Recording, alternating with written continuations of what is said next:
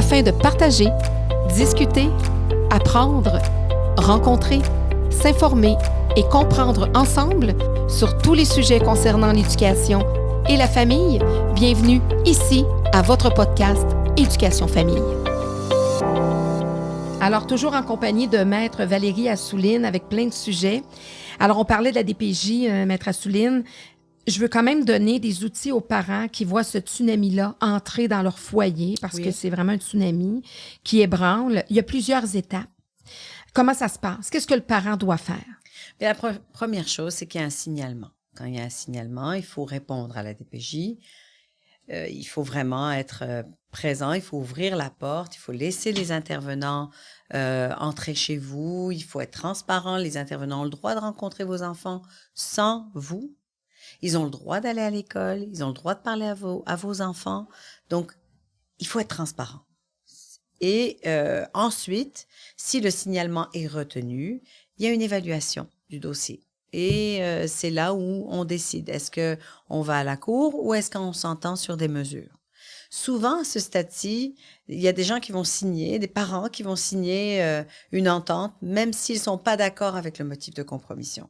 C'est bien important, avant de signer une entente avec la DPJ, de s'assurer que les motifs qui vous sont reprochés soient vraiment des motifs valables. Voilà, c'est comme ça. Et ensuite, là, si ça prend le côté judiciaire, mais là,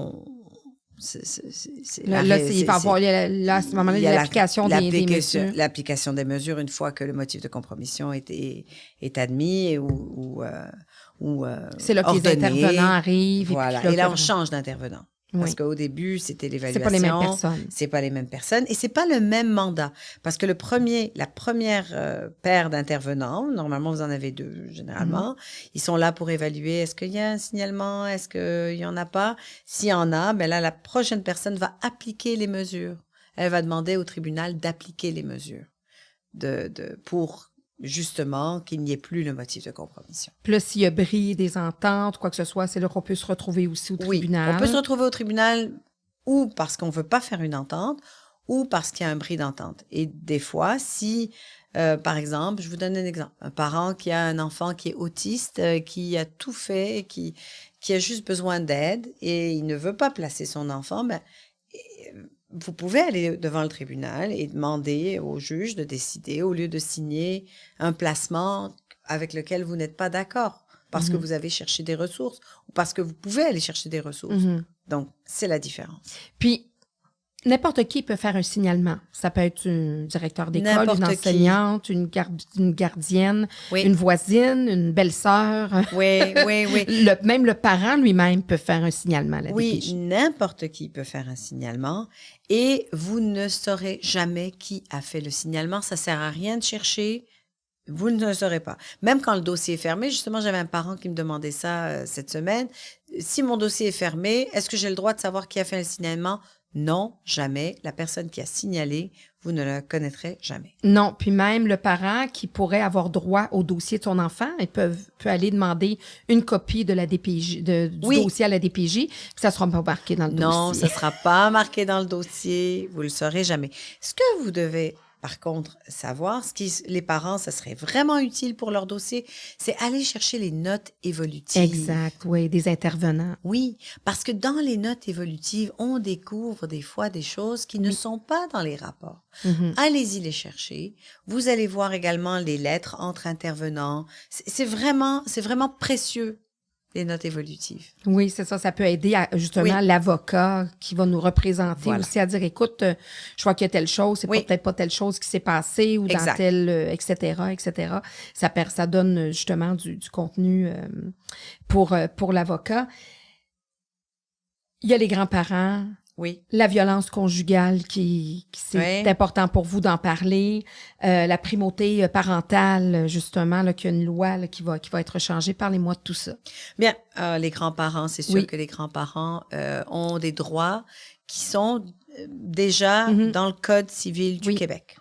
Le droit où il y a une présomption que c'est dans le meilleur intérêt des enfants d'avoir des grands-parents proches. Et donc, quand les enfants sont pris dans la DPJ, dans l'engrenage de la DPJ, souvent, il y a des grands-parents qui n'ont plus accès à leurs enfants. Puis qui ne savent pas qu'ils peuvent se battre. Oui. qui ont le droit de demander accès à leurs petits-enfants. Absolument.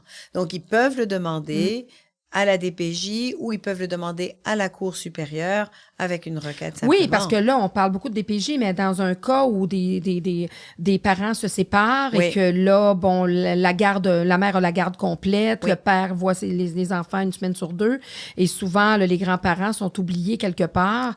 Les grands-parents peuvent saisir la Cour. Oui, ils peuvent saisir la Cour, ils peuvent demander à avoir des accès à leurs petits-enfants. Et généralement, la jurisprudence est très favorable aux grands-parents et à l'importance de leur présence. Oui, c'est très important, les grands-parents. Mais à la DPJ, c'est différent. Quand la DPJ est là, qu'il y a un dossier d'aliénation parentale, par exemple, on aliène, malheureusement, la DPJ a tendance à aliéner toute la famille du parent aliénant, entre guillemets. Ce qui est une erreur. Absolument. Parce que c'est toutes ces relations-là que, encore, il faut se mettre dans les chaussures de l'enfant qui, du jour au lendemain, va plus grand-papa ou grand-maman. Et ça, c'est problématique. Oui, puis on s'entendra qu'en tant que mère, vous êtes mère de 4 enfants. Oui.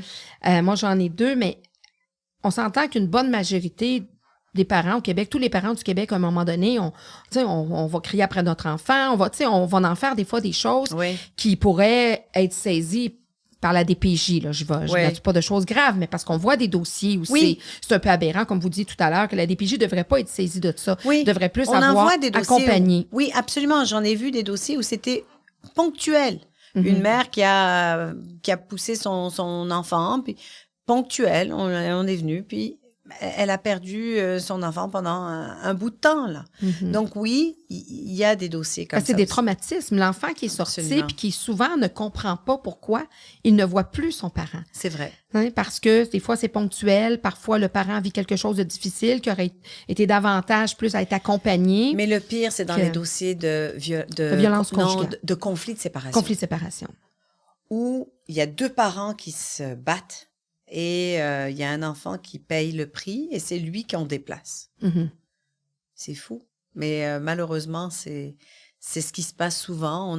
Les juges vont enlever l'enfant, le retirer du conflit. Pour le mettre dans une famille d'accueil. Pour le mettre dans une famille d'accueil, pour qu'il soit dans un milieu neutre. Parce que imaginez, c'est comme si on prend une poupée, puis un parent tire d'un bras, l'autre parent tire de l'autre, et c'est l'enfant qui est au milieu. Donc ça aussi, au lieu d'accompagner les parents, de les mettre dans des situations où ils vont comprendre et qu'ils vont pouvoir évoluer comme les parents dont vous parliez tout à l'heure. Mais il faut que les parents aussi comprennent des fois qu'il faut mettre un peu d'eau dans son vin. Et des fois, on n'a pas toujours 100% raison là. Parce que des fois, dans des dossiers où il y a un conflit sévère de séparation, c'est vrai que ça peut affecter un enfant. C'est vrai que de voir toujours ses parents se chamailler pour tout et pour rien, ça va venir chercher un enfant et ça va venir l'affecter psychologiquement. Et donc, les juges sont très sensibles à ça. Et dans des dossiers comme ça, je crois que les parents ont aussi un peu du sien à mettre là. Oui, il faut. Là. Puis c'est d'évaluer dans chacun des dossiers, parce que c'est pas évident non plus la tâche des intervenants là-dedans, dire d'évaluer, OK, est-ce que ce dossier-là, je retire l'enfant ou est-ce que ça va être pire de retirer l'enfant, de le mettre dans une famille d'accueil, de le sortir de son milieu ou d'accompagner les parents qui, cet enfant-là, a grandi avec ces parents-là toute sa vie, on n'a jamais eu de signalement. Mais vous voyez, dans des dossiers où il y a des conflits sévères de séparation, si la DPJ tape à votre porte, assurez-vous d'aller trouver un coach parental. Assurez-vous de trouver une alternative pour justement que la DPJ vienne pas dans votre vie. Et là, vous pouvez démontrer au juge, écoutez, oui, monsieur le juge, il y a un conflit de séparation, c'est vrai, on aurait dû agir mieux et on est allé chercher un coach parental et on commence du coaching parental. C'est une belle façon de ne pas embarquer et rentrer dans l'engrenage de la DPJ. Et commencer à faire de la médiation aussi. Il faut apprendre à se parler, trouver des moyens, parce qu'il y a des gens qui se détestent tellement, on se dit, mais comment ils peuvent se détester autant? Ils ont pu faire un enfant. C'est incroyable. Et après, cet enfant-là, il pense que c'est sa faute. Donc ça aussi, mettez-vous dans les chaussures de cet petit enfant-là, qui tout le temps a 2 parents qui se bagarrent tout le temps. Donc, qu'est-ce qui est le plus dévastateur de ce que vous voyez dans les dossiers que vous avez à la cour? Qu'est-ce qui est le plus dévastateur chez l'enfant? C'est la brisure de liens. c'est le déplacement drastique d'enfants. C'est qu'un enfant, du jour au lendemain, va perdre tous ses repères. Va perdre sa ville, sa chambre, ses jouets, Sa famille, son sa frère, famille, son frère. C'est tellement important. son école, ses Son amis. école, ses amis, son club de hockey. C'est comme si sa patinoire en face, la maison. Puis c'est ça, quelque part, que vous dénoncez, c'est que ça arrive trop souvent dans trop de dossiers. Oui, Où on aurait dû prendre peut-être un bon pourcentage de ces dossiers-là, au lieu de retirer l'enfant, oui. de dire, écoutez, là, on va mettre en place des mesures, on va aider la famille, quitte à ce qu'il y ait Oui. un intervenant qui vienne à toutes les semaines, une travailleuse sociale, 2 fois par semaine. C'est ça. Et là, on préfère retirer l'enfant et le couper. Donc, c'est l'enfant qui subit les contre-coups, puis c'est des dommages qui sont parfois irréversibles. Tout à fait.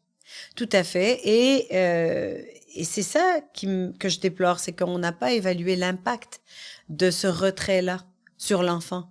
Parce qu'il faut l'évaluer, l'impact. C'est quoi l'impact de retirer un enfant? Mettez-vous à la place d'un enfant. On vous retire de tout, là, de tout votre environnement. On vous place chez des étrangers.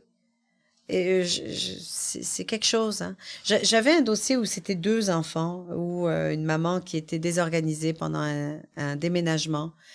Et puis, finalement, bon, les enfants sont revenus chez leur mère et tout, mais ça a été dévastateur pour ces enfants-là, qui ont eu même des problèmes de santé après à avoir subi ça et vivre dans un sous-sol d'une famille d'accueil.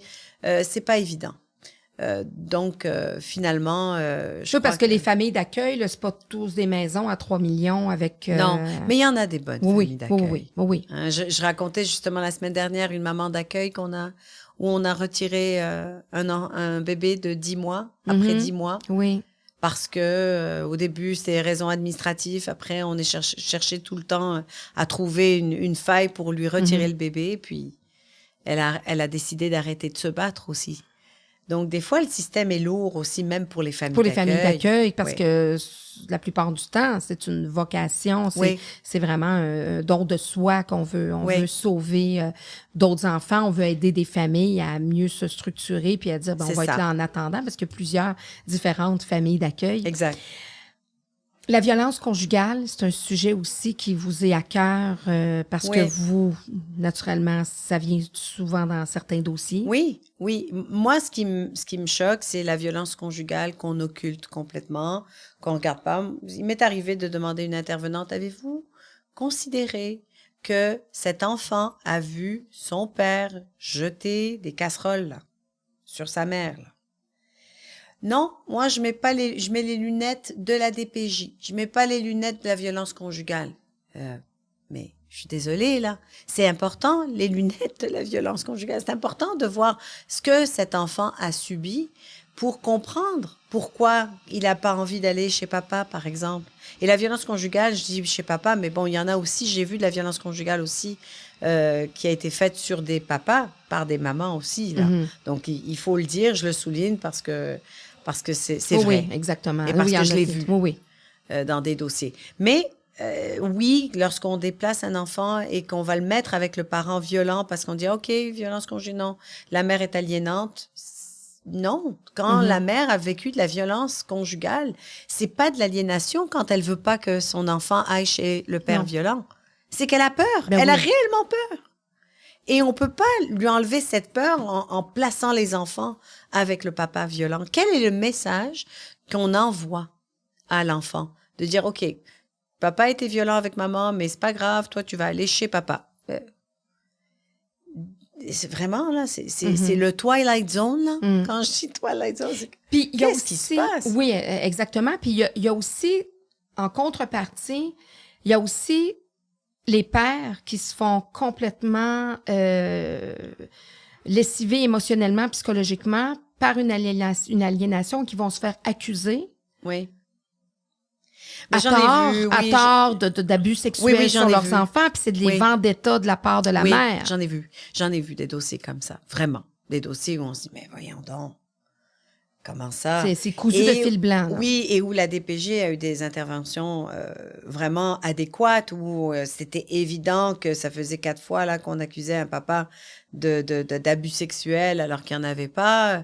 c'est sûr que ça aussi, ça vient affecter l'enfant. Parce que du jour au lendemain, il se Et le retrouve... parent aussi. Et le parent. Et à la fin, l'enfant finit par y croire Mhm. qu'il a été abusé sexuellement. Donc, il y a beaucoup de travail à faire. Il y a de la déprogrammation. Mhm. Dans ce genre de dossier-là, c'est vraiment de la déprogrammation. Il faut déprogrammer un enfant parce qu'à force de lui dire « Attention, tu vas être violé, attention ». Et ça, Est-ce que quelque c'est chose. vraiment faisable? Parce que moi, il y a déjà un procureur de la jeunesse, justement, qui disait, une fois qu'un enfant est aliéné, c'est, mettons, contre un parent, mettons, on va faire l'image, là, de, mettons, un parent a la garde complète, Oui, l'autre parent voit l'enfant une fin de semaine sur 2. oui. L'enfant est aliéné. C'est très dur à défaire l'aliénation parentale en voyant ton enfant 2 jours sur 14 sur 15. L'enfant est constamment dans... Parce qu'avant l'aliénation parentale, il y a le conflit de loyauté. Hein, Ouais. Le parent met l'enfant dans le conflit de loyauté où là, l'enfant aime ses 2 parents, puis là, il est tiraillé, puis là, tu as un parent qui va être plus insidieux, va par Oui. un discours, etc., toutes sortes de choses vont amener l'enfant à être complètement aliéné contre l'autre parent. Et paraît-il que, vous parlez des programmations, est-ce que ça peut vraiment se faire quand l'enfant est... Mais ça dépend. Pour en avoir vu des Mhm. dossiers, parce que c'est sûr que vous avez des experts qui vont vous dire l'aliénation parentale, ça n'existe pas.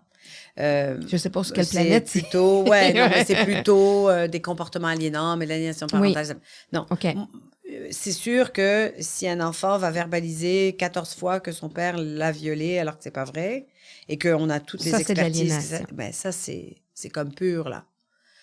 Mais dans un contexte de violence conjugale, si un enfant va verbaliser « papa, il a bu, papa, il m'a crié, papa, il m'a giflé violemment » et là, on dit non, c'est de l'aliénation parentale, la mère, elle transpose ses craintes.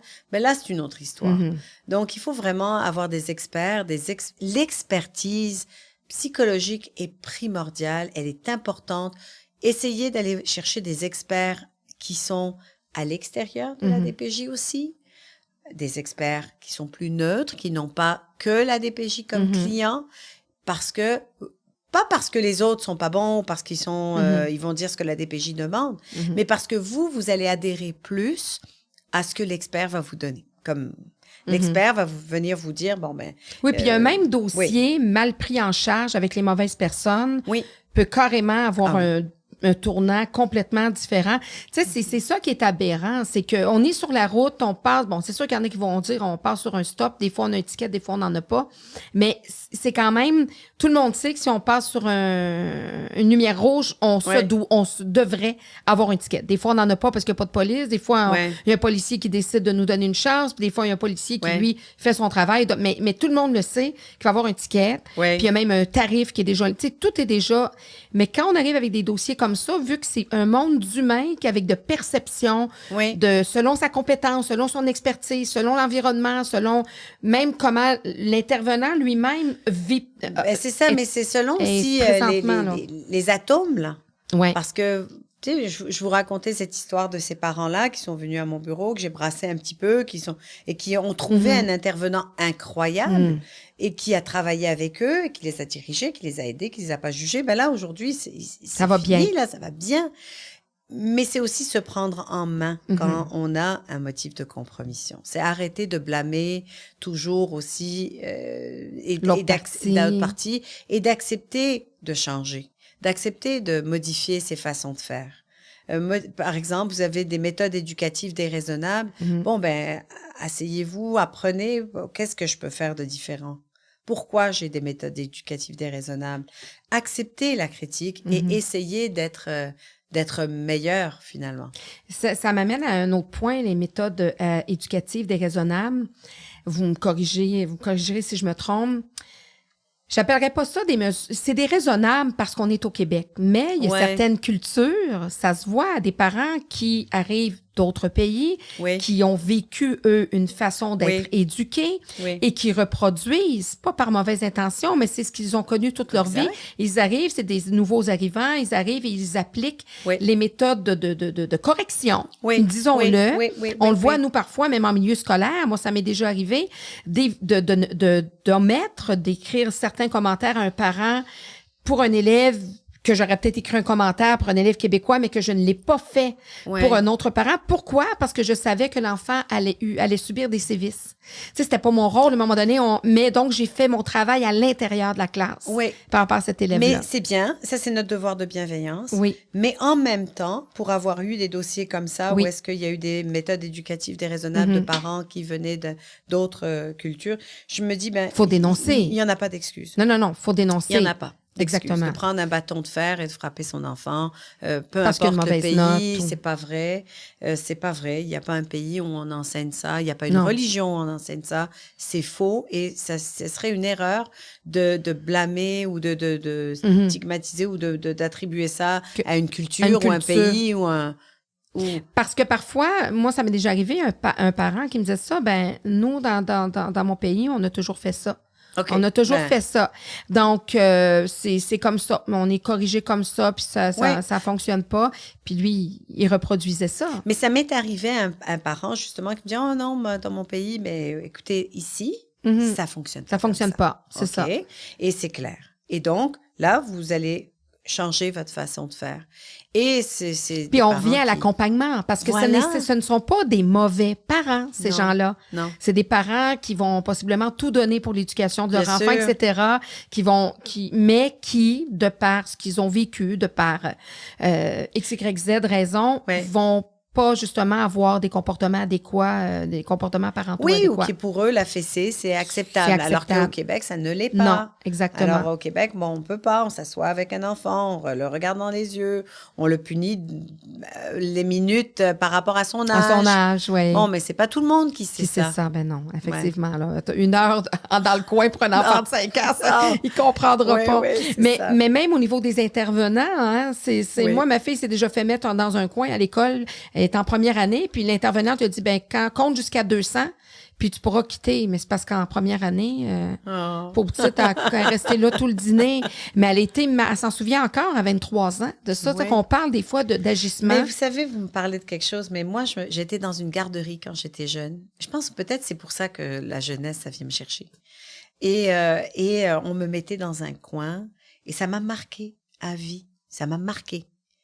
Et cette garderie, je me rappelle, j'ai cette image de ma mère qui me traîne pour aller à la garderie. J'avais comme 4 ans.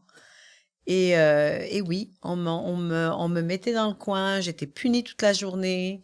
Et finalement, ma mère a réalisé, puis elle m'a changé de garderie. Mais c'est des choses qui marquent. Oui, qui marquent l'enfance. C'est marqué au fer rouge. Vraiment. C'est des situations.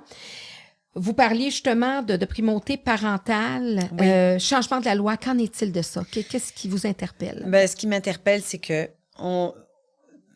c'est pas parce que la loi est pas bien faite que l'affaire de Granby est arrivée. Mm-hmm. Granby est arrivée parce que on a oublié. Cette petite fille était rendue invisible. Elle est passée dans les craques du système en bon québécois. Elle est passée, exactement. Et tout ce qui se passe, c'est pas parce que la loi est mal faite. Si un enfant est retourné dans sa famille inadéquate, c'est pas parce que la loi est mal faite, c'est parce que il y a des intervenants, où il y a un système, où il y a des jugements qui ne sont pas... Qui l'a mal interprété. Qui l'a mal interprété, la situation. Il faut le dire. Donc, quand un juge, par exemple, va décider de ramener un enfant dans un milieu où il a été où c'était inadéquat parce que la DPJ lui a fortement recommandé, bien on peut pas blâmer la loi. C'est finalement. Donc pour moi le changement de la loi c'est encore de la mascarade là, on retourne c'est du marketing là. Oui, c'est drôle que vous parliez de mascarade parce que moi, une cour, je compare ça à une scène, une pièce, vraiment un théâtre, vraiment, côté cour, côté jardin. OK. Et avec les artisans, parce qu'il faut dire aussi que dans le milieu juridique, les avocats, surtout quand on est dans une petite ville, les avocats sont constamment en train de travailler les uns avec les autres. Oui. Hein? Vous vous revoyez, Oui. vous êtes des consoeurs, des collègues.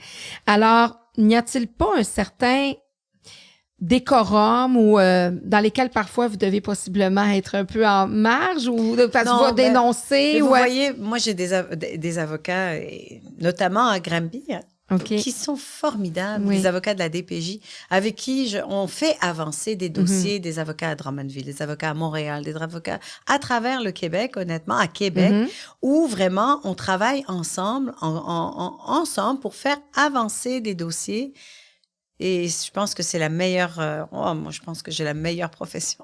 Oui, quand on aime notre Ah, profession, oui. je dis C'est la même passionnant. chose de la mienne. Ouais, c'est passionnant. C'est la même chose de la mienne.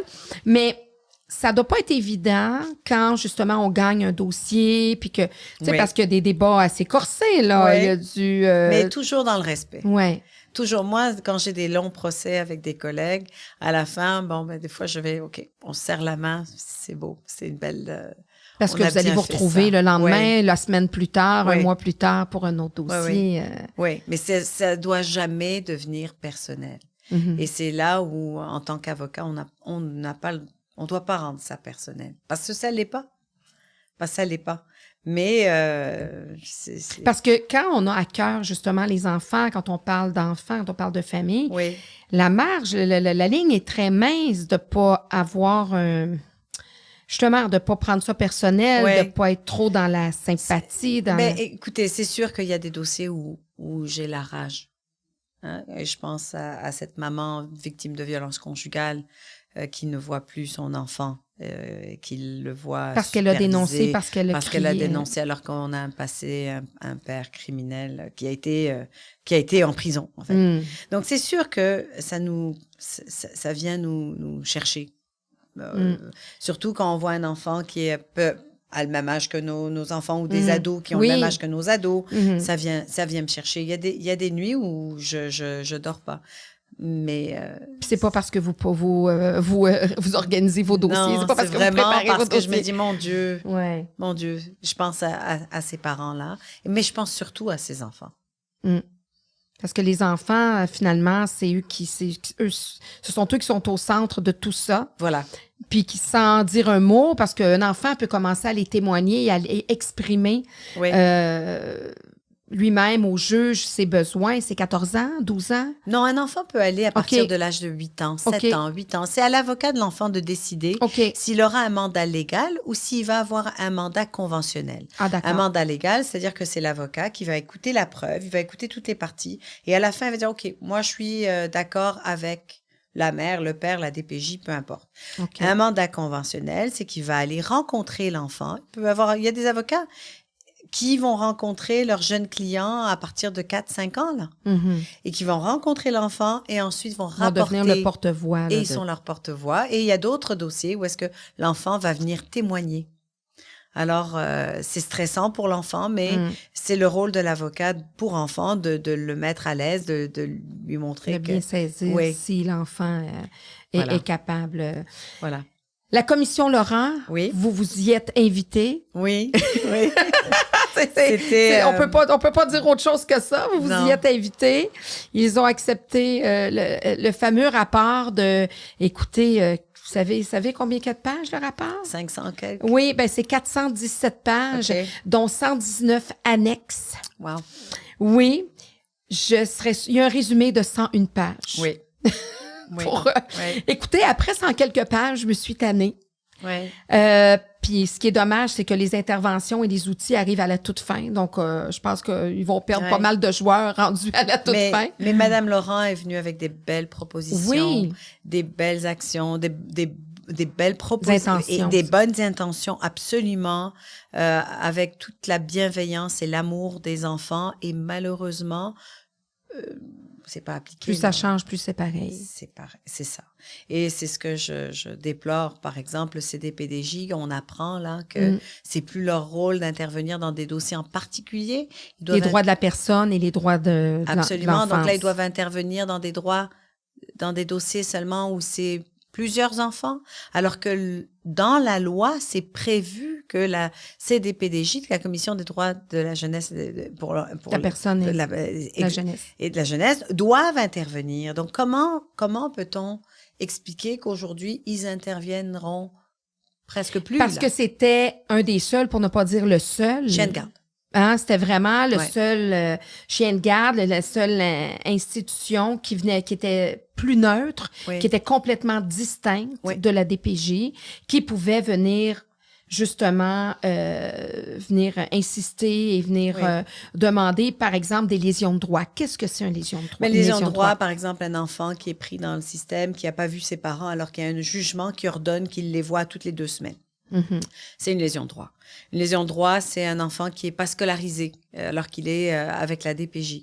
C'est un enfant qu'on n'est pas allé voir chez lui. C'est au moins toutes les 3 semaines, il faut aller visiter l'enfant, qui n'a pas eu droit au service. Qui n'a pas eu droit au service, qui n'a pas eu droit à un psychologue alors que ça a été ordonné. Ça, c'est des lésions de droit.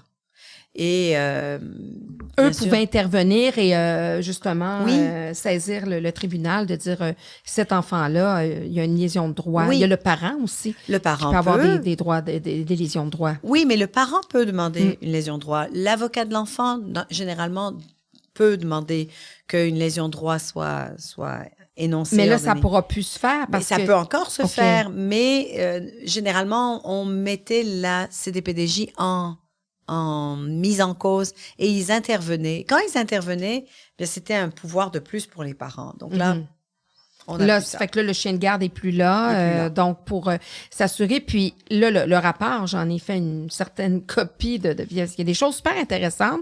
Naturellement, ils ont vraiment tout décortiqué là, de ce que les intervenants vivent. J'en ai lu quand même pas mal. Bon, tout ça. On parle même de coûts, on parle même de tout ce qui... On a vraiment tout décortiqué. Je serais curieuse de savoir combien d'intervenants de la DPJ l'ont lu, combien de juges au tribunal de la jeunesse. Pas si loin qu'il y a quelques semaines, quand parce que j'en parle dans mes plaidoiries. Vous devez vous en servir, vous, là. Oui, j'en parle, mais ça doit être votre livre de chevet pour vos plaidoyers. Oui, mais justement, on me dit, mais écoutez, on est dans une salle de cours, là. Ça a pas rapport. On me l'a dit quelquefois. Je comprends pas, Maître Assouline, pourquoi vous parlez du rapport, là. Présentement, on a une loi, et c'est la loi. Et puis, c'est la loi qui va primer. Qui prédomine. Qui prédomine. Mais quand je veux dire, écoutez, la violence conjugale est incomprise, elle est incomprise dans ce dossier-là, elle est incomprise, et Madame Laurent, d'ailleurs, l'a mentionné, bien souvent, on me ferme la porte à cet argument-là. Donc, il va falloir vraiment que sur le terrain, il y ait des mesures mises en place. Donc, ce rapport-là, parce que naturellement, c'est une consultation. Ce rapport-là fait pas office, c'est pas un document juridique. Là, c'est pas, il y a pas un juge qui va se pencher là-dessus puis qui va dire, ben selon le rapport Laurent, l'analyse, etc. Peu importe ce que je pourrais prendre dans le rapport. Mais il pourrait. Mais des recommandations. Il pourrait, mais c'est pas général. Mais il pourrait. Et ça ouvre une réflexion. Oui. Parce que quand on dit, écoutez, par exemple, ce parent-là voit pas son fils depuis 2 ans sous le couvert de l'aliénation parentale, mais attention, on a complètement occulté la violence conjugale qu'a subie cette mère et les enfants. Ben là, ça fait réfléchir. Oui, parce qu'à quelque part, on le voit dans le rapport qu'avant, qu'est-ce qu'on veut qui change, qu'est-ce qui serait préférable de faire, c'est là. Alors parce que bon, je comprends qu'à la cour, mettons, ça peut pas faire office de document de droit, mais il faudrait, selon moi, que les intervenants... Je pense que le premier devoir que je ferais, que je donnerais pour pas prendre ma profession, bifurquer sur ma profession, je me dis, tu veux être intervenant à la DPJ, moi, je leur ferais lire ça, puis je ferais un genre d'examen. Je ferais un genre de test pour ça. Une chose que moi, je vois qui a beaucoup changé, peut-être parce que c'est dans mes dossiers, je ne sais pas. Mais moi, je n'ai plus d'intervenants qui viennent me parler d'aliénation parentale. Là. OK. Désolée, là. Mais quand on est criminologue, on n'a pas la compétence de parler d'aliénation parentale. Je n'ai plus d'intervenants qui viennent dans les dossiers que j'ai me parler de problèmes de santé mentale de la mère ou du père. OK. Désolée. À Donc, moins que vous ayez des preuves. Il n'y en a pas. Vous pouvez pas. avez-vous une venir parler. évaluation? Avez-vous une évaluation psychologique? Parce que avec, par exemple, un diplôme en sexologie ou un diplôme en criminologie ou une technique en X, on peut pas venir donner de tels Non, puis ça se voit dans diagnostics. tous les domaines. En éducation, Ouais. combien d'enseignants vont dire aux parents, votre enfant a un TDAH? Oui. Il Ouais. peut voir les signes avant-coureurs d'un TDAH Ouais. ou de la dyslexie, mais Ouais, ce n'est c'est pas vrai. son rôle, ce n'est pas son expertise. Absolument. Absolument. Et donc, maintenant, en tous les cas, dans les dossiers que je pilote, j'en vois pas de faux diagnostics. Donc, il y a certains devoirs, il y a certains paragraphes qui ont été en lus. tous les cas, compris. Mais comprenez que les dossiers qui viennent à mon bureau sont toujours des dossiers où, comme je vous dis, je ne représente pas les mauvais dossiers. parents. Je veux pas dire mauvais parents, mais je veux pas représenter un dossier où je suis pas à l'aise de représenter le parent. Donc, vous seriez très mauvaise au criminel. Ben, oui. Honnêtement, j'ai des collègues que j'adore qui sont vous seriez peu de mandat. Faudrait que vous iriez... Mais je les appelle, mais comment tu fais pour défendre? Puis je me pose la même question, vraiment. Quand tu sais là, que ce client-là, et que tu dois aller chercher des petits... n'importe quoi qui va le sauver. Mais tu sais qu'il est coupable, tu sais qu'il a fait ça, mais ton rôle, c'est de trouver la faille qui va le sauver. Oui, mais si un parent a la volonté de changer. À la volonté d'arrêter de consommer. Même chose pour le criminel. Oui, parce que c'est pas facile et je veux pas juger parce que c'est pas facile pour un parent qui est pris avec un problème de consommation d'arrêter. Mais s'il a la volonté d'aller chercher les services et s'il a la volonté de s'engager, j'en ai eu des parents qui prenaient de la cocaïne par exemple et qui m'ont juré, j'arrête et on arrête. Je veux m'assurer que tu vas faire un test capillaire pour m'assurer que tu as arrêté. Et c'est des parents qui ont tenu parole et pour moi, c'est magnifique. Oui, puis il faut même leur donner, quand on parlait de bienveillance puis d'accompagnement, je pense qu'on devrait prévoir que ce parent-là puisse avoir une rechute. Absolument. Absolument. Absolument. Et donc, dans ce sens-là, mais ce parent-là doit comprendre pourquoi il n'est pas prêt à avoir son enfant. Il doit, au contraire, aider son enfant à être à l'aise, par exemple, s'il est placé chez grand-papa ou chez les grands-parents ou dans une famille d'accueil. Il faut qu'il comprenne ça. Il faut qu'il ait la maturité d'aimer son enfant d'abord. Oui. Et donc, j'explique toujours à mes clients que je suis là pour les enfants d'abord. Là. Et je leur dis toujours, c'est pas un slogan, là. C'est pas un hashtag, là. Je vous jure. C'est la vraie vie. C'est une mission. C'est une mission. Puis le parent, effectivement, devra, à ce moment-là, faire parfois les choses pour le bien de son enfant et parfois, ça va être de s'en départir, si on peut dire, pendant quelques semaines ou quelques mois. En ayant un système qui va comprendre, qui va l'aider à s'améliorer au lieu de lui taper dessus et de dire, bon, c'est pas un bon parent, on extirpe l'enfant de cet endroit-là et donc, tu sais, qui va porter préjudice parce qu'à long terme... Et donc, c'est pour ça que chaque parent a le droit d'avoir sa chance, c'est sûr. Oui. Mais il faut qu'il ait la volonté de le faire. Voilà. Et d'admettre aussi. Voilà. Oui. De pas dire non, c'est pas moi qui l'ai frappé. Non, j'ai jamais frappé. Ben là, OK. Il faut pas être dans le déni. Il a pas des bleus pour rien, là, le bébé, là. Okay. Non, il n'y a pas des marques de doigts sur le bras pour rien. Mais par contre, j'en ai vu des parents que j'ai défendus et où c'était médical, où il y avait des bleus, puis les parents n'ont jamais frappé leur bébé, puis ils ont été pris dans l'engrenage de la DPJ. Donc, ça arrive aussi. Voilà. Qu'est-ce qu'un citoyen ou qu'un enseignant ou que, peu importe, une personne qui dit, bon, moi, il me semble que je ferai un signalement à la DPJ. Quel message vous aimeriez donner ou envoyer à ces gens-là? Quelle réflexion? Y a-t-il une réflexion à faire? Oui, on avait reçu un pamphlet, un pamphlet, finalement. On l'avait reçu au départ, faites un signalement, appelez, si vous avez un enfant qui semble maltraité, appelez la DPJ.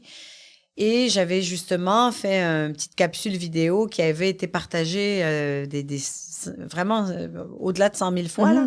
Parce que pour moi, c'était important. Le message à envoyer, là, si vous avez un voisin, vous êtes inquiet pour les enfants d'à côté, tapez à la porte du voisin. Allez demander si on peut les aider. Demandez s'ils n'ont pas besoin d'un petit coup de main, d'un petit...